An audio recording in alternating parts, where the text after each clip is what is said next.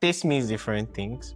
Taste is your ability to make aesthetic judgment, your ability to decide that this is good or bad, that I like this object more than this object. Taste is the set of criteria or benchmark that you have to say this is good. An aspect of taste is that the more you build your taste and in a domain, whether it's fashion or food or design, you would use a lot more words in describing that domain. For example, I think one of the best ways to know someone that has design taste is how they give design feedback. If someone gives you design feedback and just says, make it pop, they don't know how to articulate what pop means. Is there a lesson that you've learned really late in your career as a designer and you think new designers should be on the lookout for? Ask for help more often. It's a problem that junior designers have because you want to impress. Design is a collaborative discipline. You're not writing an exam. Ask for help within the company, from even stakeholders outside of design, to understand the problem you're designing for, to understand the kind of approach to have. But ask for help quickly and often. Right now, there's a lot of conversation around like AI and AI with work and whatnot. What's your take on AI and design right now? Design is a profession, is a discipline, and there are design tools. And design tools always evolve, they always change. AI is a step change in the technology. It's like when type used to be laid by hand in printing press. Like even old printing presses, you still have people who are lithographers or typesetters that will set the type one by one, letter by letter. And what design has done, or what technology does, is it changes the process for creating different outputs. So in that sense, I would say that AI is a drastic change in the tool, but the discipline is not going to change. The fact that I can tell AI to create an artwork and send it my picture and it generates it in seconds does not mean that artists are going hungry. Because if I want to give a gift to my state governor and I want it to be an artwork, I'm not going to use AI to generate it. The value of human creativity is not just in the fact that we're creating an artifact, but because of the meanings we associate with it. I can give you this book, and if you lose it, it's going to pain you, not because you can't buy it anymore, but because this book is the specific book Dumebi gave you.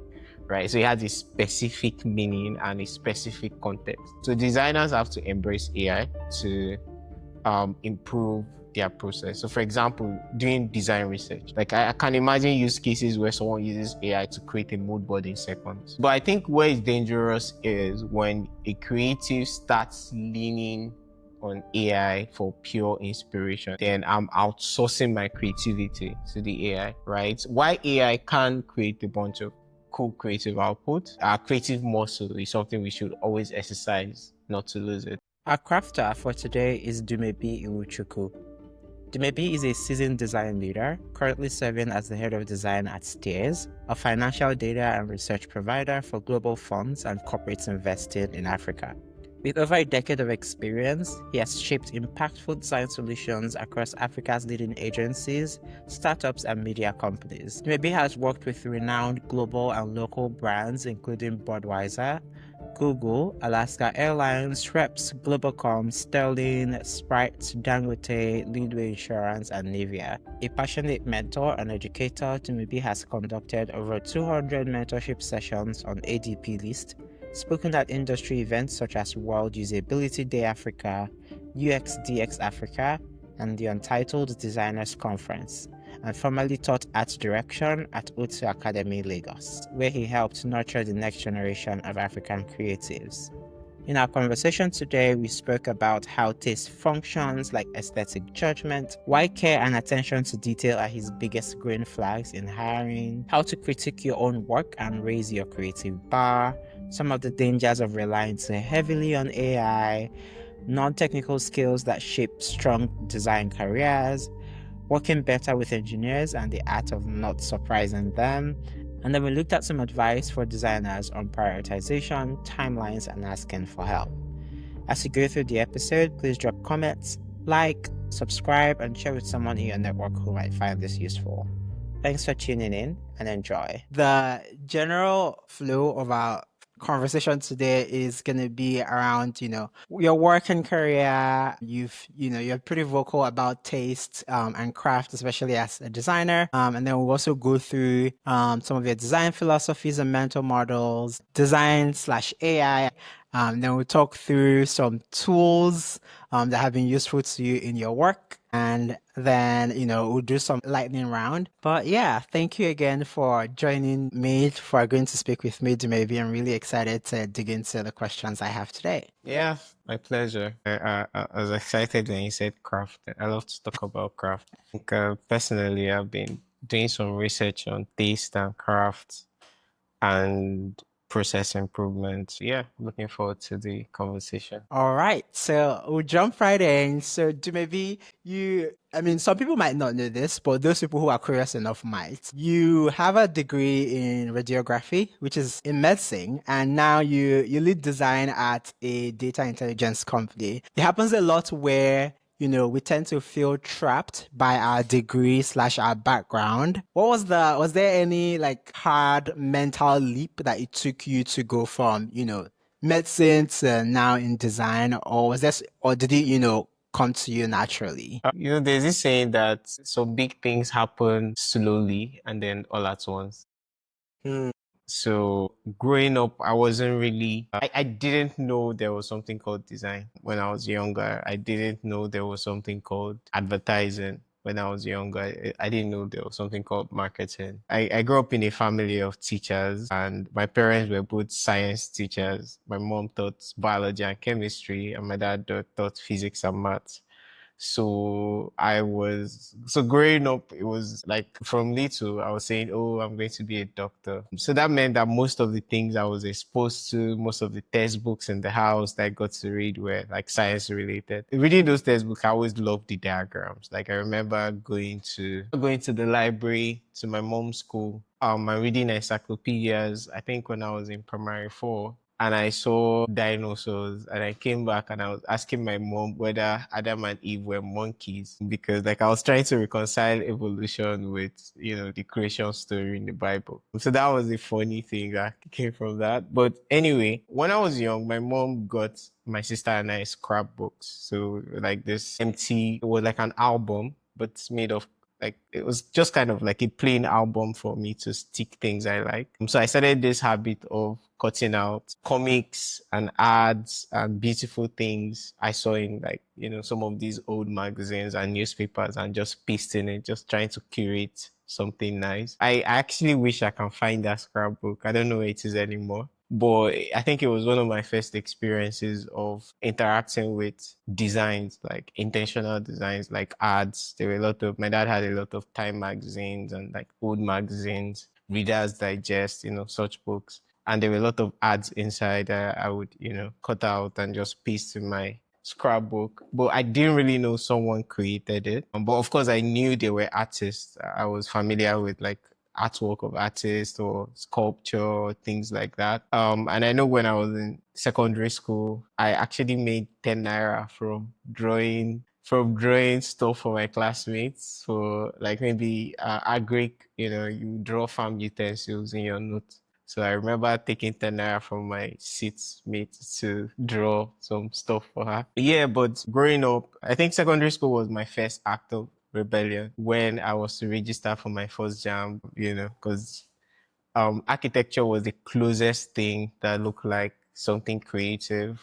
Because funny thing is that I went to a special science secondary school. So which meant that the closest art course I did was economics. And I never studied art as a course throughout my secondary school. I never really studied music or anything like with a creative bent. Like everything I know about that, things that I've studied or absorbed, over time. So, but we did technical drawing, which is just mostly geometry, but using geometry to, draw objects. So because I loved technical drawing, I'm like, okay, naturally, I wanted to be an architect. But my parents were insisting I'll be a doctor. So I registered for my JAMB and I put architect. So by the time they found out, it was late. I had a great JAMB score, but I didn't get into school that year. So the second year, I then had to put medicine because you've tried your way, it didn't work. So you have to follow our way now.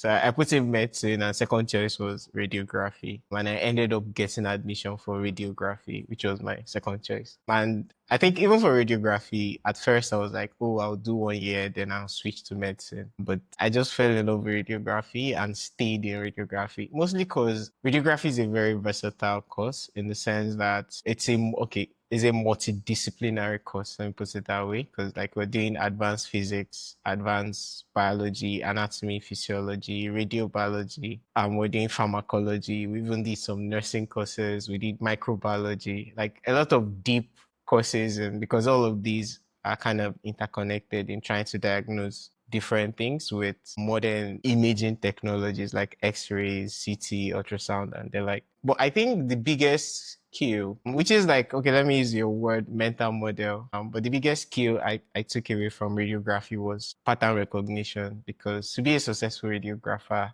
you have to know what a healthy anatomy, healthy human anatomy looks like. You have to know how it looks like in X-rays. You have to know how it looks like in CT. You have to know how it looks like in MRI. And you have to know how it looks like in ultrasound and other technologies. And then we now do what's called differential diagnosis. If I see something abnormal, I have to recognize this is abnormal. And then I have to now recognize, okay, since it's abnormal, what is it? So there are like maybe 10 to 20 different things I have to check off. And like, oh, it's not this, it might be this, it's not this, it might be this. I just keep going down the rabbit hole till you figure out what it is. So that means that like it's a profession where you have to memorize a lot of images and how they look and what they mean. So I did pick up design in my third year. I started designing for my school fellowship. But then like, the skill transferred, like, memorizing a lot of great images. So that was when I started building up my taste for design, because the standards were really high. So I was looking at, okay, advertisements, online ads, like maybe rock concerts, like how rock concert posters are designed, and trying to use that to design fellowship posters. Because then I was like, oh God, like a lot of fellowship posters in school were horrible, and we wanted our posters to be the best. Like we wanted people to come because they were like, oh, these guys are different. So that's how I started designing. But then when I graduated, it worked. That was when I moved to Lagos. I came to Lagos for my internship at orthopedic hospital. I was one of the radiographers there, did various stuff from X-rays, emergency X-ray to trauma X-ray to X-rays in the theater, which is crazy. But then when I was done with my internship, I worked a bit as a sonographer. I was just doing pure ultrasound. And that was the time when I started questioning myself, like, is this what I want to do for the rest of my life? Because I remember when I was in my internship, because it was a federal institution, like we close work by 3, right? But if anything was to keep me in the office beyond 3, I was very restless. Like I was just restless and angry, right? But then I would go home and spend the nights either taking courses or designing something for friends. I think during that period, I was designing, but mostly for free. So maybe someone will reach out, oh, maybe can you do this poster for me? Or I want a business card. So it was more like a hobby then. I didn't really know it could be, okay, I knew it would be a business, but I didn't feel confident it could be a business or a career for me at that time. But then at the time when I figured that, okay, I want to do something else in my life. I don't want to be a radiographer forever. I switched to, so I started trying to apply for business courses, because in my head, okay, I want to be a business person, but not like a trader. Like I want to be a startup founder and, raise money and start billions. That was the age of Andela, like when Andela just started, and, the Lagos startup space was really popping. So I applied for Yali. So there was this Yali program that's sponsored by USAID. So I did a business training in Yali. It was basically like a 2 weeks program, but they had like business consultants do like a micro MBA course for people in the entrepreneurship track. It was really good. We learned about doing research, figuring out the problem to solve for MVPs, yada yada, strategy, marketing, XYZ. And I thought I would be a startup founder. But then after that, I got into an advertising school. and that was also in line with what I wanted to be. So I went to the advertising school to study brand strategy because I felt like, okay, this is something that can help me be a startup founder. And they gave us the first assignment, which was to choose a random brand, create a brand strategy for them. And I chose Jeep, and I worked on a strategy document for them to launch Jeep Wrangler in Nigeria as a brand. And I spent maybe 3 hours working on the strategy, and then I spent the whole night designing the slides. So by the time I submitted the assignment, the proprietor of the art school saw my designer like, hey, you're not a strategist, you're a designer. Switch to design class. I refused, like, no, this is what I want to learn. I already know how to design, yada, yada. And then when we were split into teams for our project, I was the only designer in my team, so I had to pick up design. And that is how my design career started.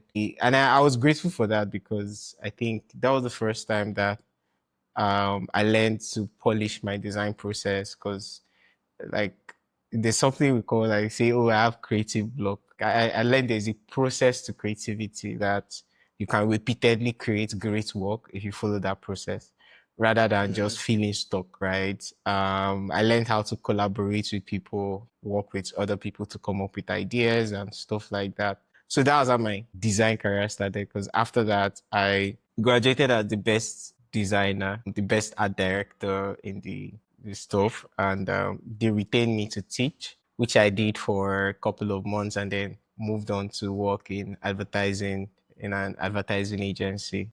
So yeah, so I work in advertising, then moved to Big Cabal, and then Stears. So yeah. Thank you. Thank you very much for that thorough, description of your career trajectory so far. Something that you had mentioned, and we'll talk about it a bit more. I have questions that are relating to this, which is, pattern recognition, which is like the transferable skill you had from radiography to design. It looks like for you, love for design has always been there. You probably just didn't pick that exact thing, right? So there were various times, you studied radiography, you worked as a sonographer, you wanted to learn some strategy and wanted to start up your own thing. Someone even told you, hey, maybe you should go do design, and you're like, no, that's not what I want. We'll get to that. And then, you mentioned something around creating a process to creativity when you're faced with design blocks. You've worked on design across media, technology, advertising. So this is a wide range of industries. Is there any specific through line, maybe like any ethos or principle about design that has stayed true across all of these industries? Yeah, I would say there are two. One is from a perspective of psychology, like branding, but the behavioral psychology aspect of it, that the biggest value of design has a strong correlation with the fact that as human beings, we are visual animals. Like we process at least 80 to 90% of the information we process to make decisions come from our visual input. And as a result of that, design plays a huge role in how people perceive brands and products because design gives us cues in how to classify the brand or the products in our head. When we try to make decision, is this premium or not? Is this high quality or not? So there are actually cues that the design can create to let you know, oh, this is a premium product or this is not. This is a high quality product or this is not. Or even in terms of the communication that would grab your attention, especially in the digital age where every piece of content is competing with millions of other content created within that second. So design plays a huge role in taking the person's attention to actually look at the thing. Design plays a role in evoking desire or whichever emotion. Most times in advertising, it's desire. Like I want you to look at this ad for Balenciaga. I'll be like, I want to buy that or to aspire towards it, or look at an ad for a drink and see like it's like down to things like beverages, right? There are certain beverages that once you are thirsty and you see the ad, you want to buy that drink. Or you hear a sound, you hear tsh as a sound, you want to buy that drink. So I think the first thing is understanding the role design plays in the sense that design helps. Design is one of the important levers that a business can pull to make people fall in love with the brand, make people relate and identify with themselves with the brand. For example, Apple. One of the ways Apple builds a cult-like following is their design philosophy, how they design their products, and the relationship they created that Apple now makes people to believe that because I'm using an Apple product, I'm a creative, like correlating your identity with the product. The second major thing has to do with how design contributes to revenue. Is related to the first. But let's say, for example, deciding I want to buy a school bag, right? There is a 3,000 naira school bag and there is a 50,000 naira school bag. How do you decide which to buy and how do you justify the cost? Is when you look at the design. You look at the design of like how it looks, you look at the material choices, and you look at how it's presented. Even a 50K bag is being sold in Bend Down Select, probably prices for 5K or 10K.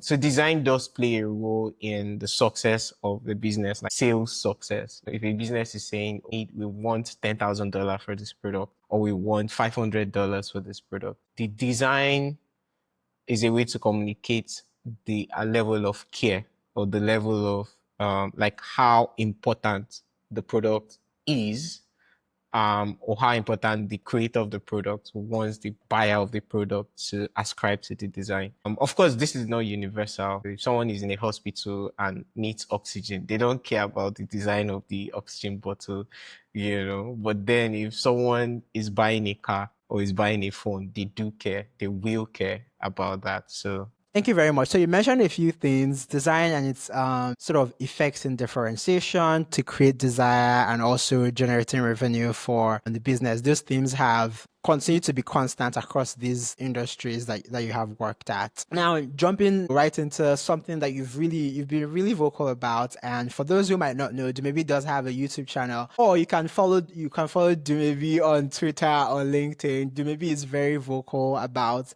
design, taste, and craft, and being able to improve that over time. So, maybe tell us what does taste mean to you, and why do you think it's important generally as a designer? yeah, taste means different things, but what does it mean to me? I think the simplest definition that I like, so I'm not saying this is my definition, I picked it somewhere, I can't remember where, is that taste is your ability to like, is like aesthetic judgment, your ability to make aesthetic judgment, your ability to decide that this is good or bad, that I like this object more than this object. So taste is the set of criteria or benchmark that you have in your head to say this is good enough, right? So in the literal meaning of taste, like if I'm eating food, you'd be like, nice, or no, it's too salty, or it's not salty enough. So an aspect of taste is that the more you build your taste on and in a domain, whether it's fashion or food or design, you would use a lot more words in describing that domain. So for food, you say, oh, its taste is salty or it's sugary or it's peppery. And then as you go higher, be like, oh, it has an umami or it has this meaty. So you start going into like, you have more adjectives to describe the taste that is more specific, or you start using metaphors like it tastes like fish, or it has a meaty taste, or you start describing the experience, or it's a bit chewy, you know, things like that. And if you're describing design, whether you're describing color or describing spacing, you would learn a lot more words. It's like you're building your vocabulary in that domain that you use to describe it. So, for example, I think one of the best ways to know someone that has design taste is how they give design feedback. So on one, it can be someone that is lazy, creatively lazy. But if someone gives you design feedback and just says, make it pop, right? They don't know how to articulate what pop means, right? But it's different if someone looks at it and be like, this is what I want, and they give you a description. So one of the best ways that I describe this is because I recently did a study and realized that God has excellent taste. So I was reading in the Bible where God was giving instructions for the person that built the Ark of the Covenant, right? And he gave very detailed instructions the material to use, the proportion of the materials, the dimensions that a goldsmith or someone that is a craftsman can literally use that blueprint and recreate it. So taste means that you understand that domain so much that you have you have a high benchmark for quality, and then you can communicate that benchmark, right? I can communicate it and someone else will understand what that benchmark is. So if I say this is good enough or this is not good enough, I can explain this is what you need to do to make it good enough, right? So when designers work with managers that they keep getting vague feedback, it's usually a difference in taste, right? And why I use this definition is taste is not just knowing what good things look like. Because some people might, maybe you looked at great designs and you know, okay, great design look like this and it doesn't look like that. But it's also understanding this is why this design looks great and this is why this design looks horrible. Or this is why this food tastes great and this is why this food tastes horrible. Or this is why, someone's fashion sense is great and someone's fashion sense is horrible. Like two people can wear t-shirts and those two t-shirts are, one is great, one is not, It's taste that determines the difference. Yeah. I think that's a really great way to describe taste. And one thing that I'm definitely taking away is and I totally relate to, is being able to describe in more nuanced language what the thing is that you're doing, right? Being able to say, okay, your example was perfect. Use of food where, you either say it's salty or it's peppery, and then later you're able to say it's savory. You're supposed to savor it, or it is crunchy, and all the other ways that you can describe it. But thank you very much for giving us that really great definition of taste. So design is, I think, one of those fields where, at least to me as a non-professional designer, you can't always explain what great is at the start, but you feel it when you see, like when you see a great design, you say, okay, this is good. Is that something that you relate to, especially, as someone who has spent lots of years designing? Or do you usually know what exactly great is going to look like for something before you start working on those? So I'm going to go off a tangent and come back.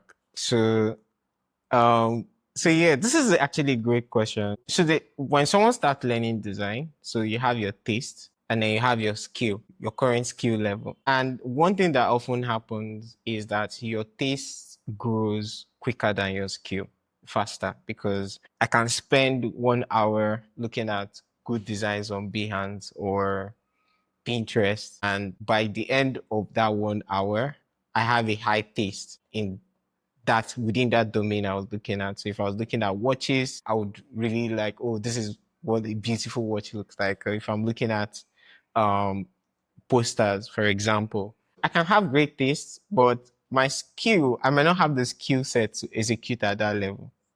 All right. So, for example, I can look at Obama and be like, Obama is a great orator, but I don't have the skill level to speak with the way he threads words together, kind of storytelling he does, the way he captures the heart of the audience. So my skill level is here and my taste is here. And that is normal and it happens to everyone. At the beginning of the career, the gap is usually much larger, but over time it catches up a bit. And that is the reason why imposter syndrome happens, because you have great taste, but you're also aware that your skill level does not meet that taste. So you always feel like I'm not good enough because the people you're comparing yourself to, like, you're comparing yourself to someone that's been doing that thing for 20 years, 30 years, 40 years, like people that have won awards doing that thing and you're just starting. So it's normal to not measure up to your taste, but over time you're growing and building your skills. So one thing I like to say is that the problem is in the solution in that sense.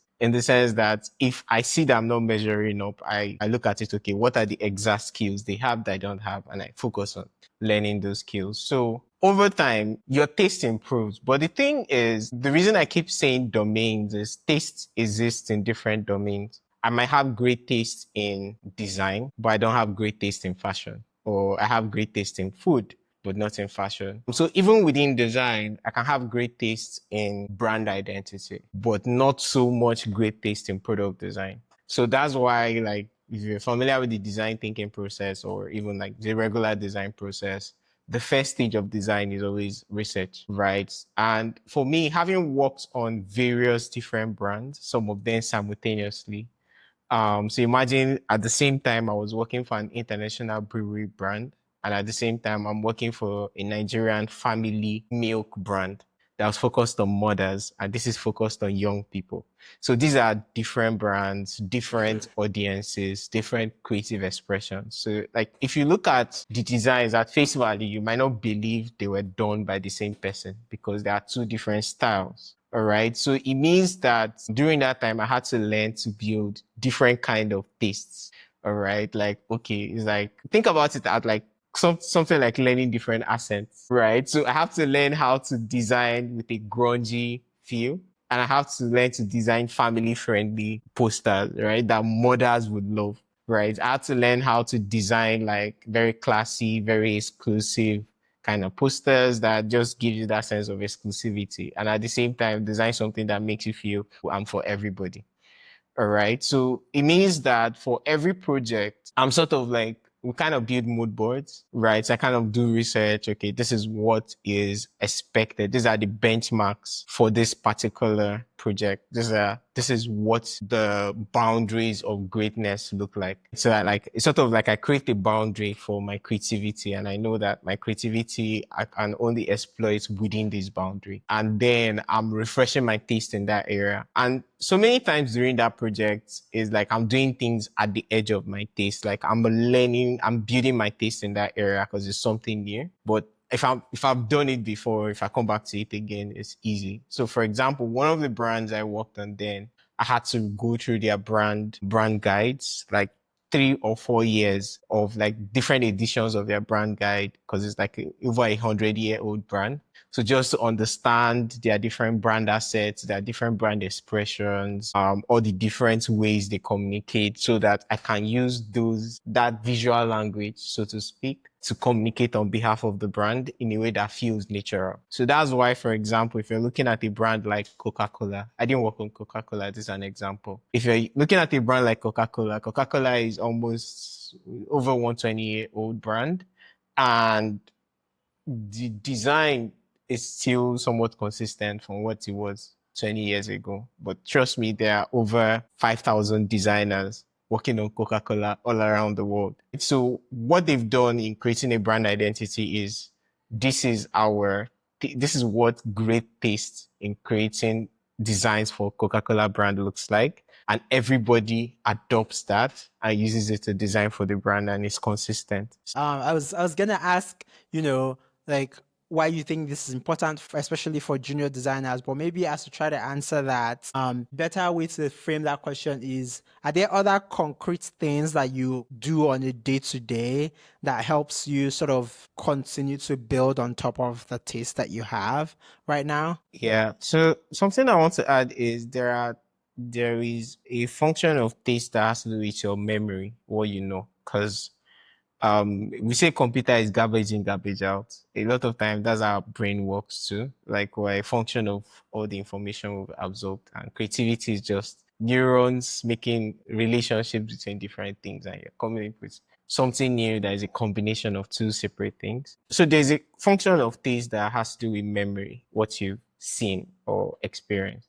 And there's another function of taste that has to do with expectation, like training your expectation, or some people will say thinking big or having a high bar for quality. That has to do with excellence, like imbibing excellence as an expectation. All right. Because you can look at things and have great taste and feel like, nah, I don't have to measure up to this. Like it's for them. This is not for me. Right. Or the Nigerian thing, or manage it like that. So you have to be the kind of person that will be like, I'm not going to manage it. I'm going to stay on this till it gets this good, right? So the memory part is basically built it by looking at beautiful things, great things. So I look at art, I expose myself to art, and not just looking at it passively, but with intention. So for example, I was introduced to, I've known about the artist, started paying attention recently, an artist called Krafter. That might not be the correct, but Caravaggio, right? So he's a master at playing with art, like light and darkness, right? So his paintings had huge contrast, and it makes his painting come alive, like the way he plays with light and dark in his painting. And just looking at that, and even just looking at observing natural objects, just looking at natural objects, like if I'm looking at this, like this remote, for example, um I'm not just staring at it as a remote, but I'm looking at how light is cast on it and how it's cast shadow. And like, for example, one of the things I observed studying Caravaggio and looking at natural objects is that there are very few things in life that are solid colors. Like that is pure white or pure black. Like most things is a gradient, is a mix of related colors. Like even as I'm looking at my shirt, there's dark here, there's light here, there's like it's never really flat, right? So one of the ways to make design interesting is don't make it flat. Like give it some texture, right? Because most things in life have texture. Like even our faces have texture, right? Even our hair have texture, right? And you find out that like even for made objects, there's a reason why we like leather, things with leather than just plastic. Because leather has texture, is more interesting than something that just surface, that just flat, you know. And also observing beauty, like actually thinking about if this thing is beautiful, why is it beautiful, right? So if, for example, if I like an iPhone, what are the features that make an iPhone beautiful? Like one of the things that are very funny here, this is an Apple product. It's a battery pack. And this curve here is the same radius with the curve on an iPhone. And this is the same radius with the curve on a MacBook. And it's the same radius Wow. with the curve on an iPad. It is the same, right? So this is my iPad here. Let me do the demonstration. This is my iPad. This is the book. And if I place it here, see, it matches almost perfectly. It matches almost perfectly. Same with the phone, same with the laptop, right? And that is part of like for Apple, their design language. But observing these things. So if I'm looking at created objects and natural objects and observing the things that make it beautiful, then when I'm designing my own things, I can think, okay, if I want to make this beautiful, these are properties I can give it. There are curves, there are lines, there are complex curves and things like that, right?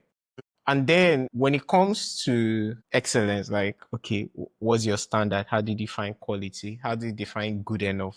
Right. So one end is observing, like deconstructing beauty so that you can recreate it by yourself, or deconstructing good designs or good things so that you can recreate it by yourself. But on the other end, where I'm trying to expand my mind to do quality things. I don't have to do it. I don't do that within the domain of design. Like I study greatness outside design. I study, like there's the Malcolm Gladwell theory of, you know, if you want to be a master, if you want to gain mastery in anything, it's in 10,000 hours. There is that. I also look at like, I love F1, Formula One. So I look at Formula One champions because if you look at the statistics, the people who are successful are maybe 50% or 200% more successful than their contemporaries. So I'm like, why are these guys exceedingly good and everyone else is average? Or someone like Usain Bolt or someone like Serena Williams, right? Or you're looking at a prolific musician, right? Or a prolific fashion designer like the late Virgil Abloh,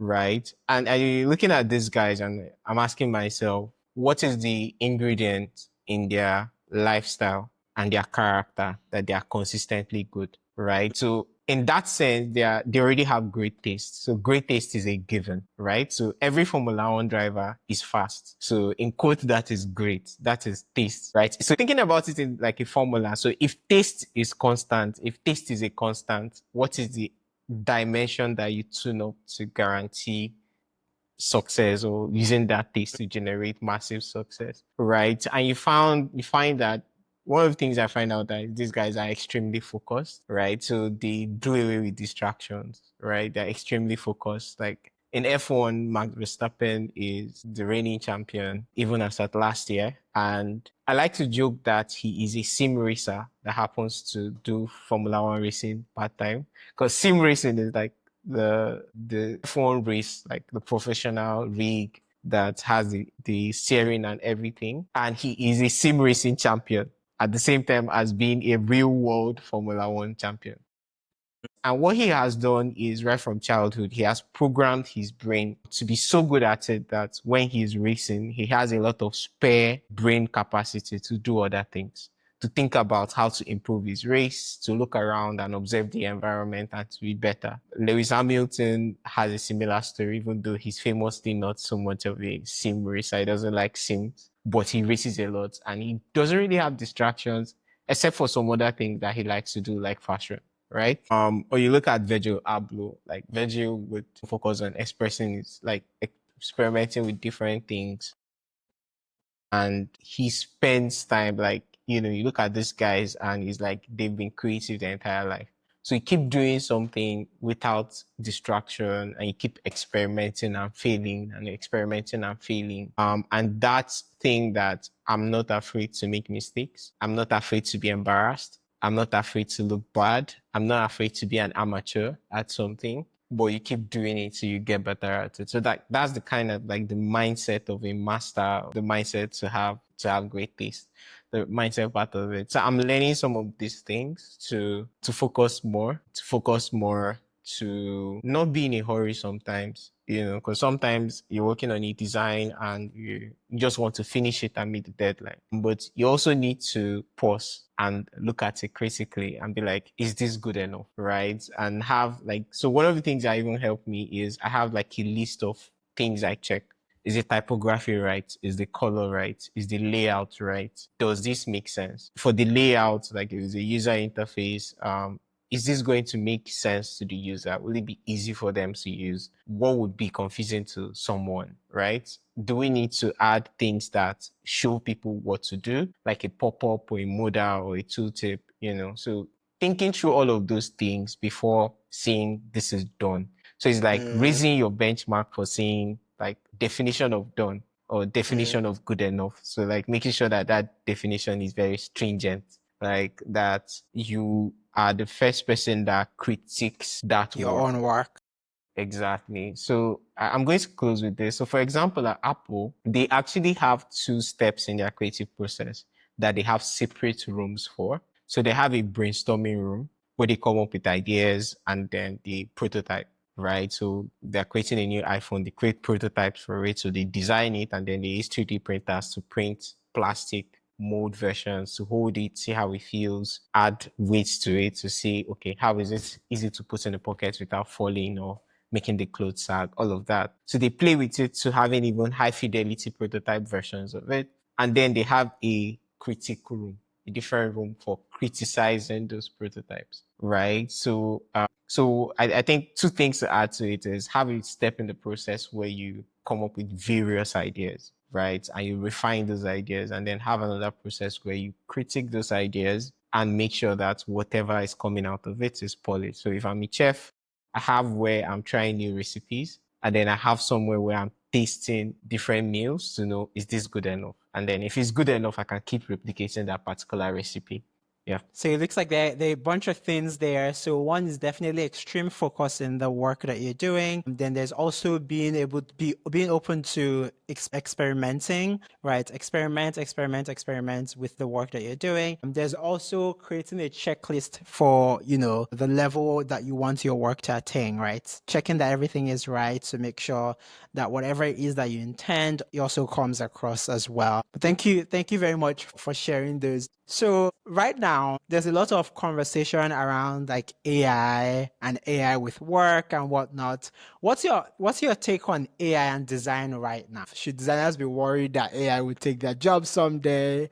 What's your take in general around AI and design? Yeah. So I'll look at it in 2 ways. So design is a profession, is a discipline, and there are design tools, right? And design tools always evolve, they always change. But AI is a step change in the technology. It's like when type used to be laid by hand in printing press. Like even old printing presses, you still have people who are lithographers or typesetters that will set the type one by one, letter by letter. And what design has done or what technology does is it changes the process for creating different outputs. There was a time where architects used to be called draftsmen. So they use pen and paper and pencil to draw building plans. And now they use CAD softwares. So in that sense, I would say that AI is a drastic change in the tool, but the discipline is not going to change, right? And it's a thing where it's like self-driving cars is not going to eliminate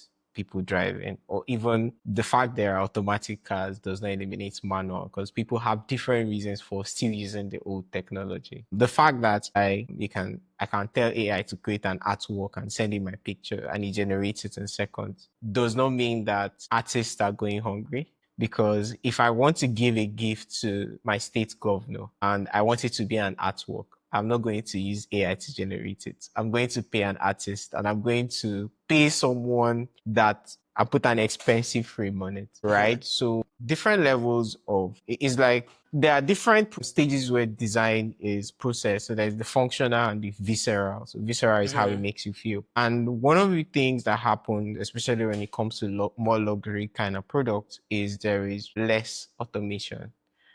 Sometimes, right? So for example, Rolls Royce is handmade. So every Rolls Royce is like one of one. In 2025, it's still handmade, right? And that's why it commands the price it does. So but then certain steps of the process is still automated, right? So maybe the mold is automated, but someone couples it by hand, right? So I think that is where designers have to embrace AI to improve their process. So for example, doing design research, right? AI can really help to collate. Like I can imagine use cases where someone uses AI to create a mood board in seconds. So I'm trying to design for this. I can include 3 samples and ask AI to generate or collate other samples from the internet.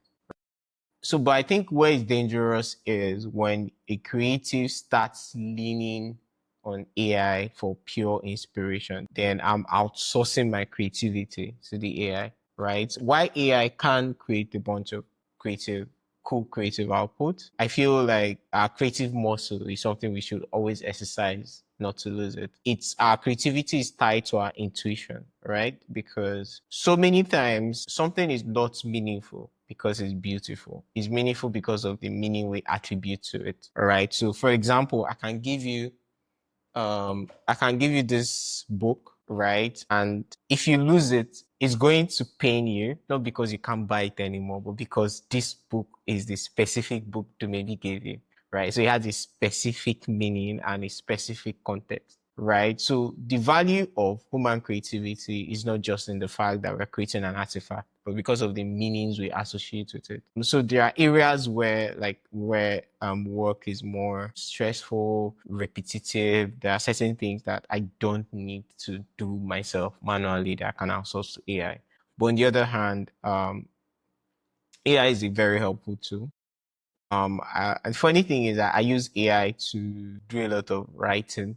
So like business writing, when I need to write mails, I use AI to either summarize my thoughts or to generate outlines, and then I tweak it. So it helps a lot in the operational and administrative part of work. But on the creative side of things, I don't lean too much towards AI. But then even like in creating ads, a couple of brands are beginning to use AI to create ads or to create. I think some of my best application is because, for example, if I'm designing a poster, there are several assets I use. I need a background, I need a picture. So I can easily use AI to generate a background, for example, not the complete ad, or generate icons or graphics or different things I need to use to compose it together. To create. So AI actually expands our ability to create if we use it right. In summary, AI is definitely a huge technological advancement that's positive. Creativity is always going to be valued, right? The creativity that goes into creating whatever artwork or whatever design that you put in there will continue to be valued.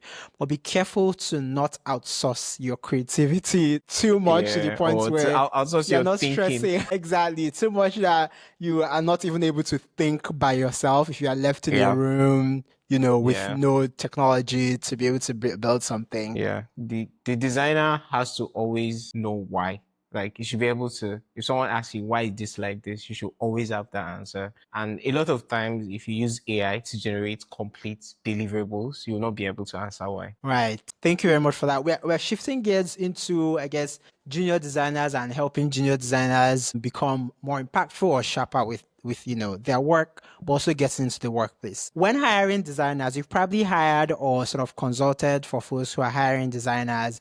Do you have immediate green and red flags that help you assess talent, especially right now? So maybe you can do one green flag and one red flag that you see in designers who are looking to be hired. One red flag is low skill, right? But it's relative to the level of the design. I've had junior designers, I've had mid-level, I've had senior designers. So a red flag is low skill. Like if I look at a portfolio and there are obvious mistakes, it's like this person doesn't have. So it's not really taste in the sense. It might be like their level of excellence is low or attention to detail. So I will use lack of attention to detail as a red flag.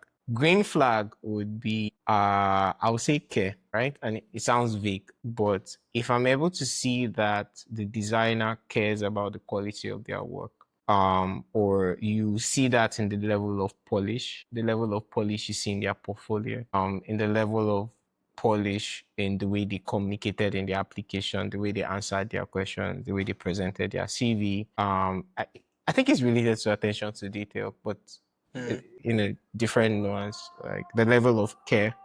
I don't want a mercenary that just wants to do the work and get paid, but someone that actually cares about doing great work. So it looks like care is kind of the main thing, right? If you show great level of care, that's a really big green flag.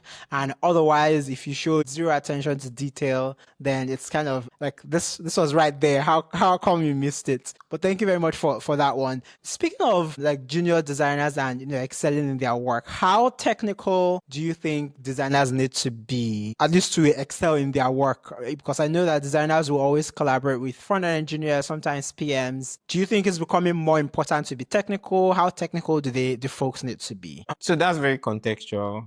It depends on the company and the requirement, right? So I would say that the strict requirement is not that the designer knows how to code, but designers that know how to code have an advantage, right? And the advantage is outside of the company, in terms of collaboration, is that if a designer knows how to code, they understand the language of engineers. So it's easier to collaborate with engineers because you know how your design is going to be translated to production. Even your design decisions, you don't just design something. It's like when an architect builds a staircase to nowhere. You don't just design something that would be impossible to code, or most things are possible, right? Or the efforts required to code it is not commensurate to the brand value or functional value it brings to the product, right? And also, I think today, one of the base requirements is for designers to know how to use a no-code tool,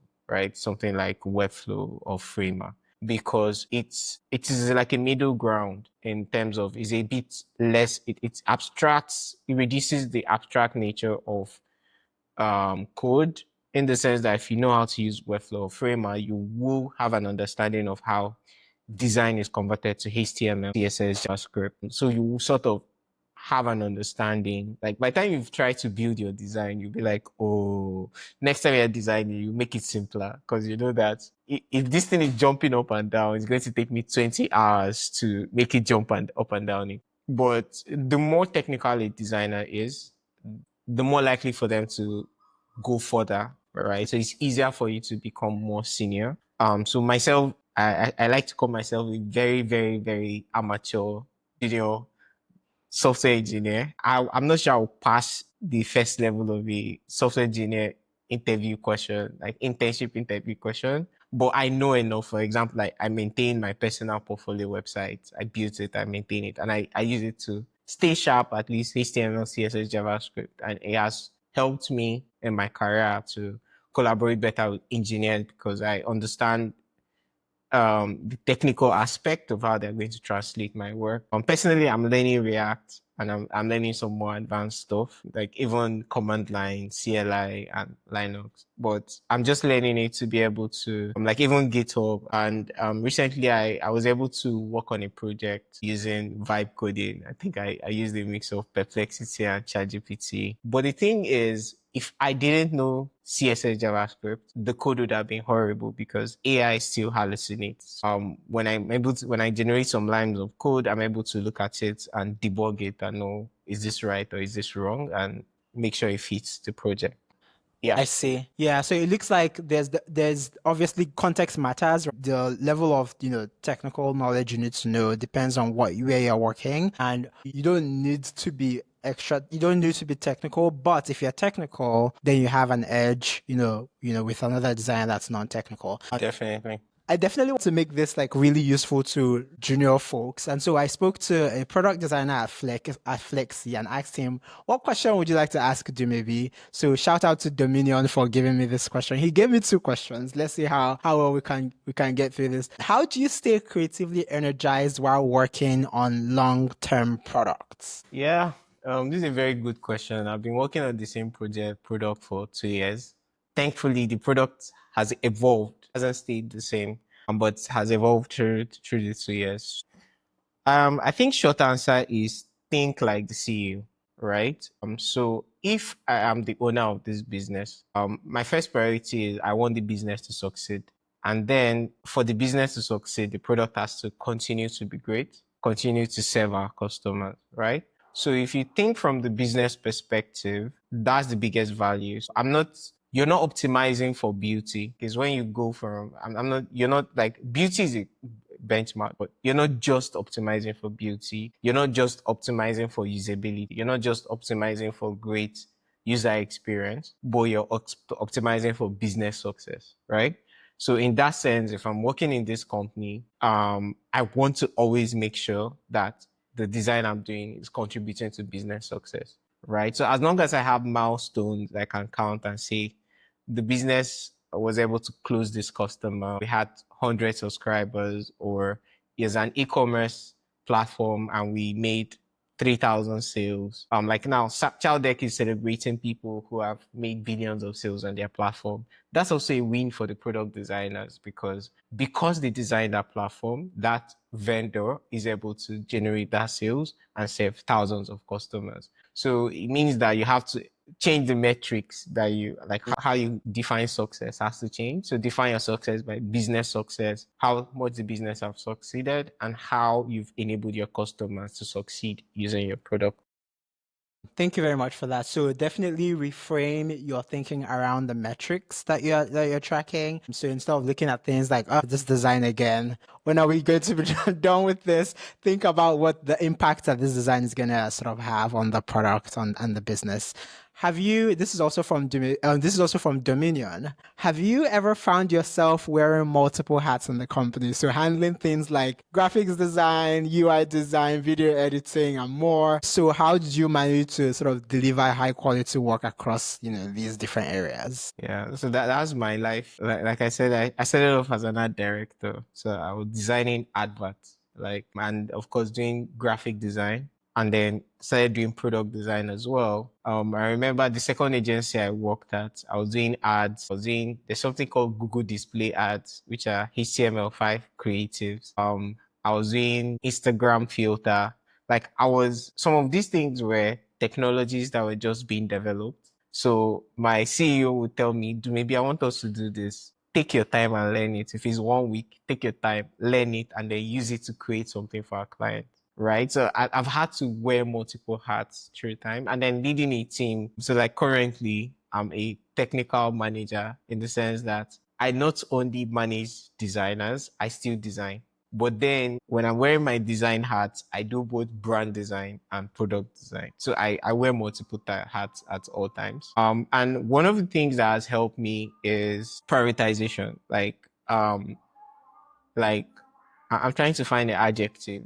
but let me call it focus, right? So you need to know what the most important thing is and execute on that, right? Because one of the things that the problem with wearing multiple hats often is you're context switching a lot. You're jumping from a meeting to doing this and doing that. And one of the things that you need is to have a priority list, know what is more important than the other, and focus on the most important things. So in every given week, I might have 10 things on my to-do list. But for every week, there are maybe 2 or 3 things that must be accomplished that week. So always make sure you accomplish those things that must be accomplished. And sometimes the other thing that should not be accomplished doesn't have to be accomplished this week, will become necessary in the next week. But always make sure that you prioritize tasks based on their importance. And one lens is always what is most valuable to the business. So if it's something the business needs to launch, if it's something the business needs to put in front of customers, if it's something the business needs to demo, if it's something the business needs to use for marketing activities this week, right? So always prioritize. And then one mistake designers make when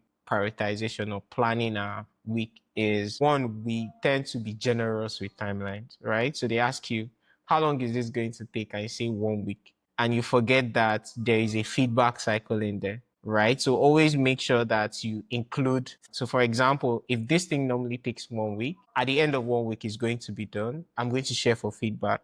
And it might take 2 days to gather feedback because some of the important key stakeholders might not share feedback the first day. So if it takes me 2 days to gather feedback, it might take me maybe 3 working days to implement. So that's already, aside from the 1 week, 5 working days, which is the second week. So that task that you previously would have said is going to take me 1 week, in reality should take 2 weeks. So make sure to realistically plan for projects and plan with worst case scenarios in mind, right? Such that worst case scenario, I'm able to meet the deadline I give, right? So if you have healthy timelines for the things you're working on, you're also able to prioritize. And then you negotiate timelines with your stakeholders. So sometimes a request will come and they say, oh, this is urgent, I need you to work on it. Don't just accept it, renegotiate your timeline. So if I'm working on this, it means this, and this is going to be delayed. Let us agree on the new timelines for these other things, right? So that, because as a designer working with wearing multiple hats means that you're interfacing with a lot of stakeholders that require different deliverables from you. So you should manage all their expectations in a healthy way and make sure they have visibility on all the things they're working on and they respect the timelines of the various things. One of the things I did in one of the places we work was we had like a public board where people send in requests and you can see where your task is in the priority. You can see who is assigned to, and you can see how soon, like you can see we're working on this, then we'll work on this, and then we'll work on this. So you know where yours is. And there are tasks that would stay on the board for a month. And because they are lower priority tasks, we'll focus on higher priority tasks. So it is something that you need to figure out through time. I think it's one of the most difficult parts of becoming a senior designer is knowing how to prioritize and manage your schedule. You've talked a bit about some soft skills that are usually not talked about a lot. Are there other non-technical skills that you'd say have immensely catapulted your career so far? Yeah. Joy. What do you mean when you say that? It's very funny when I say it. Like being, how do I put it? Choosing to be happy, right? So, because my understanding of joy is not the emotion of like, oh, things are going well, therefore I'm happy. But it is a choice. I choose to be happy regardless. Because design, or let me put it, creativity is a very emotional profession in the sense that our creativity flows from our emotions. So when I'm depressed, it's hard to be creative because depression makes me to focus on myself and focus on making myself feel better. But to be creative comes from a generous place where you are drawing inspiration from within to create something that will benefit others. Right. And it's very hard to do that from a dark place. Right. So one of the things that has helped me is like just having the attitude that is like my back is like a duck. So when bad things happen, it's like water on the back of a duck. It doesn't mean I don't process, but I kind of compartmentalize it so it doesn't affect my work. right? So I'm the same Dumebi on good days and on bad days, despite things happening in my life. And like there are times I do need to deal with stuff and I take time off to do that. And one side effect, I'll call it that, of this is that it becomes easy for you to work with other people. Like people would say, oh, this person is easy to work with, or I like working with this person, because when you have that attitude, you're approachable, right? And when you have that attitude, you will be interested in your colleagues, like building relationship with your colleagues, get to know them beyond the work, because conflict would definitely happen at work, right? But it's easier to have disagreements when I know that this person is not coming from a place of malice, right? When this person reports something that is not exactly how things went, I don't automatically assume, oh, they're doing it maliciously to make me look bad. If I have a relationship with them, I can say, oh, they're actually misinformed. And I can go in there, already give an excuse, and I work with them. And it helps you to collaborate and iron things out. Because, for example, working with engineers is not easy, because engineers have different mental models of working with things. Sometimes there are some words that we use that means different things for engineers. So that attitude of, or let me call it empathy, but I like to call it joy, because empathy is different, is another one. That having that joyful attitude, right, and non-judgmental attitude and open attitude to working with people, I think is one of best things. I remember one of my first meetings with one of my previous CEOs, and he was like, I like your vibe, right? And I think that's it. Like, just have a great vibe. Like, let people Yeah. like your vibe, be approachable, be easy to work with, especially as you climb the ranks as a manager. Because as a manager, you're working with other managers, you're working with people in other teams. And the more approachable you are, the more people would like to communicate with you. And you really need information to succeed. So, yeah. I really like I like that you mentioned vibe. It's a very apt way to describe what you've just shared. And you mentioned you sort of touched a bit on how on the relationship between engineers and designers. Is there any specific, I guess, style of work that you think every designer should think about or try to figure out to be able to effectively work with designers? With engineers. With engineers, sorry, yeah, with engineers. Yeah, I think have a collaborative mindset. Like, because sometimes we have the mindset of, well, I'm going to do it and hand off. So I'm going to spend 2 weeks or 3 weeks working on X. Throughout the 3 weeks, the engineer is not aware of, he just knows I'm working on X, but he's not aware of what I'm doing. And at the end of 3 weeks, I surprise the engineer with this, and then the engineer would have another 3 weeks or 1 month to execute on that. That creates a lot of problems because you literally surprise the engineer. He's seen a lot of things. He would have a lot of questions. Why is this way? Why is this that way? Why are we making these choices? And those questions will annoy you if you spend 3 weeks creating this perfect thing, like in your head, it's perfect. So why is he questioning my credibility of my experience or my ability, right? So one thing that I've seen that helps is collaborate, get early feedback, get involved, right? Seek counsel from engineers. Engineers are going to build it. It's like if you're an architect, you collaborate with civil engineers, or the builders are going to build the thing, right? So that same way, make sure that you don't surprise engineers, right? Carry them along.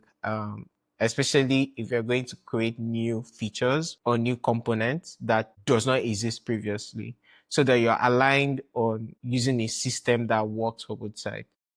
And where most of this happens is if I'm doing something new or we're redesigning everything. Because if I'm redesigning, I just have to click on color and change color, click on length, change it, click on radius, change it. But for an engineer, is going to probably write 20 lines of code just for these 3 clicks, right? So I need to be also empathetic in the sense that, like, that's where having some technical knowledge helps, because I understand what it would take to implement these changes. So I carry them along, and I'm also thinking, okay, is this change necessary, right? Like, what's the least painful change to implement? Like, what is the least drastic thing I can do that gets me the most results? Like, that's like one way you start thinking about the design. And in collaborating engineers, talk to them often, carry them along. When you're sharing, even in the first rough iteration, you're sharing your work for feedback, invite engineers to look at your work and share feedback. So don't go ghosting on your engineers, or they are caught in the Yeah. design that you are making. So don't ghost them. Yeah. And then, this is where the technical skill comes really handy. One more question before I run into the lightning round. As someone who has been a designer across various industries for many years, how would you simply and exhaustively define design? So start with design is, or maybe we should narrow it down to product design, so that it makes like it's much easier to digest. So you're defining it as product design is, and then complete the statements. Yeah, this is very hard. Very, very hard. Okay, so let me add a prefix. So digital product design is the process of figuring out and articulating. So the articulation is where, because at the end of the day, design is an artifact, it's a document, it's not the product. So it's figuring out and articulating how a product should work, how it should look, and how it should serve the purpose of eventual users. I just realized that someone can describe product management this way as well. But for context, articulation in that sense is articulated in terms of wireframes and prototypes. Thank you very much for that. So we're running into our lightning round now, Dumebi. I've really, really loved this conversation. So these are really quick answers, but feel free to let me know if you still need a bit more time to think about them. Is there a cool tool that you found recently that has been really useful to you in your work? An AI tool, so Perplexity. And you've used that for brainstorming, or yeah, brainstorming, research. I use it for research a lot. I love Perplexity because it uses, like, it searches the web. It's like Google search on steroids. So it doesn't just generate answers with an LLM. It generates answers that people have created and summarizes it. Yeah, so I love to use Perplexity. I use ChatGPT as well, but Perplexity comes first. Perplexity takes it. Is there a lesson that you've learned really late in your career as a designer, and you think new designers should be on the lookout for? Yeah, I actually learned it a bit early, but like in the middle of my career, which is ask for help more often and more frequently. It's a problem that junior designers have because you want to impress. So when junior designers are hired, when they are stuck, they just keep trying. And they keep trying. 1 day have passed, 2 days have passed, and they are still stuck. Because many times, you ask for help and in 30 minutes, the problem is solved. So ask for help. Design is a collaborative discipline. You're not writing an exam, right? So it's a collaborative discipline. Ask for help often. Of course, within the boundaries of your NDA. So ask for help within the company, from even stakeholders outside of design, to understand the problem you're designing for, to understand the kind of approach to have. But ask for help quickly and often. So quickly, don't wait till just immediately you're stuck and you're not getting answers. Ask for help, and then as many times as required. Ask for help. Design is collaborative. You're not writing an exam, so ask for help. So the last one before we close out: how might we be useful to you? Is there something you're working on that we should be on the lookout for? Where can we find you? Yeah. I guess my YouTube channel. I'm the laziest YouTuber ever. I probably think it's because of, like, there's this fight between my taste and my skill level as a YouTuber. So like I've been editing one video. My last video, I've been editing it for over a month because I'm overthinking it. But yeah, you can follow me on YouTube. And I think I eventually plan to roll out some courses there, like just some free courses there and like some short courses. And over time I'll start sharing some tidbits and some ideas there as well. So yeah, my X account is Dumebi with the E is a 3, so DUM3BI, and my YouTube. I think you can find me with the same username on YouTube as Same names. Yeah, folks should be able to do that. So if they search your name on Google, basically all your info is like on the front page, so they should be good. Everyone should be good with finding you. Thanks for tuning in and staying till the end. Let me know what you think and who you'd like to see next on the pod. Don't forget to like, follow, or subscribe wherever you're listening from, and share with someone in your network who might find this useful. That's all for now. I'm Emmy, and I'll see you next time.